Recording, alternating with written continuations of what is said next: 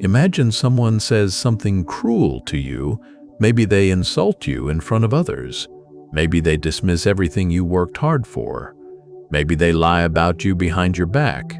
And instead of feeling your chest tighten, instead of your mind racing with things you want to say back, instead of losing sleep over it that night, you just feel nothing. Not because you are weak, not because you do not care, but because you have trained your mind to a level where other people simply do not have the power to disturb your peace anymore. That sounds almost impossible to most people, but it is not. It is a skill, and like every skill, it can be learned. Today I am going to show you exactly how to get there. Part 1. Understand where anger actually comes from. Before you can stop getting angry, you need to understand what anger actually is and where it comes from. Most people believe that other people make them angry. Someone cuts them off in traffic and they think that driver made them angry. A coworker says something dismissive and they think that coworker is responsible for their mood. But the Stoics understood something much deeper about this. Anger does not come from outside you, it comes from inside you. Specifically, it comes from the gap between what you expected to happen and what actually happened. You expected people to be fair, and they were not. You expected to be respected, and you were not. You expected the world to behave a certain way, and it refused. That gap is where anger is born. And once you understand that, you realize something powerful. You can close that gap, not by changing the world, but by changing your expectations of it. Part 2. The Stoic concept that changes everything. Marcus Aurelius wrote something in his private journal that has stayed with me since the first time I read it. He wrote that when you wake up in the morning, tell yourself that today you will meet people who are rude, ungrateful, dishonest, and selfish. But do not be surprised by this. Do not be disturbed by it, because that is simply the nature of people who have not yet learned better.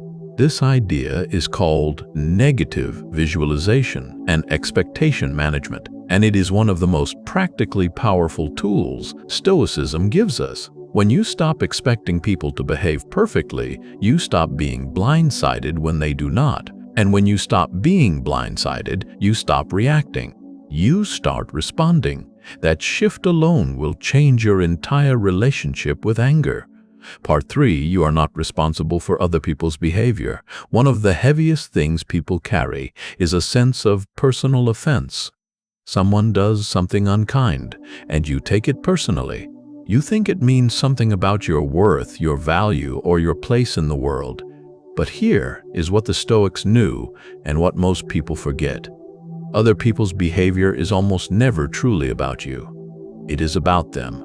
It is about their pain, their insecurities, their unresolved wounds, and their own inner battles. The person who snaps at you is carrying something you cannot see.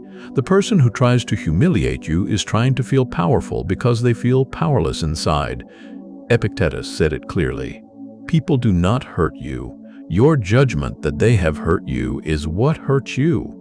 When you stop making other people's behavior mean something about you, it loses almost all of its power. Part 4. Create space between the trigger and your response. Here is one of the most practical things you can do starting today.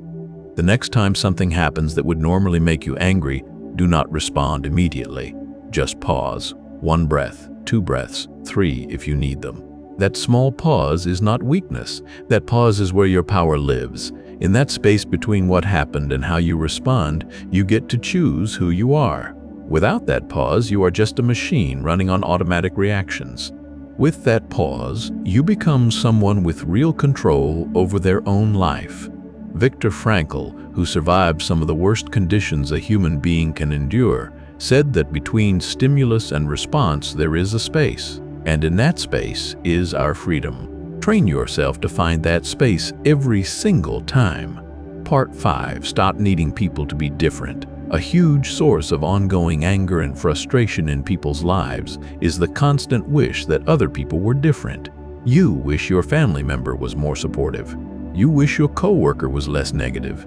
You wish people in general were more thoughtful and more kind. And every time they are not, you suffer. Stoicism offers a completely different approach. Accept people as they are, not because their behavior is acceptable, not because you have to agree with it or enable it, but because fighting the reality of who someone is will never change them and will only exhaust you. You can choose to limit your time with certain people. You can choose to protect yourself from their behavior. But the moment you accept that they are who they are without fighting it internally, a huge weight lifts off you.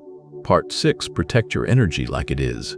Your most valuable asset here is something that does not get talked about enough. Every time you get angry, every time you get bothered, every time you let someone live rent-free in your head, you are spending energy.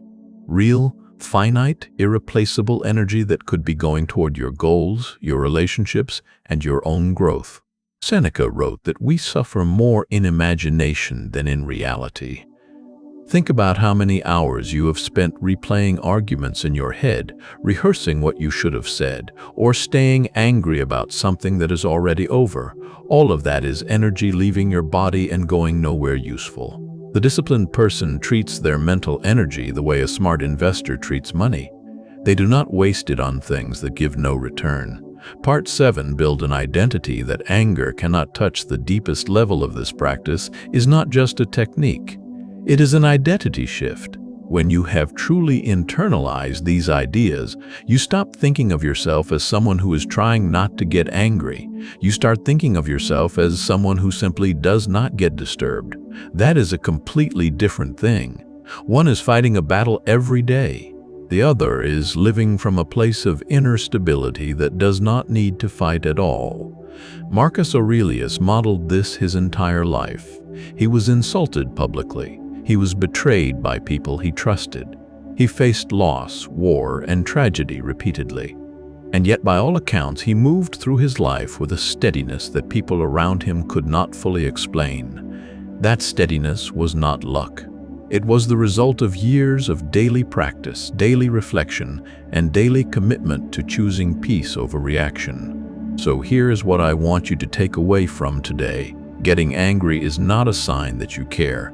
It is a sign that you have temporarily lost control of your own mind, and losing control of your mind is the one loss that actually costs you everything. Because when your mind is disturbed, your decisions suffer, your relationships suffer, your work suffers, your health suffers. But when you protect your peace with the kind of intentionality we talked about today, everything changes. You become clearer. You become more effective. You become someone that circumstances cannot break. Start small. Tomorrow morning, when something does not go the way you expected, pause before you react, just once. That one pause is the beginning of everything.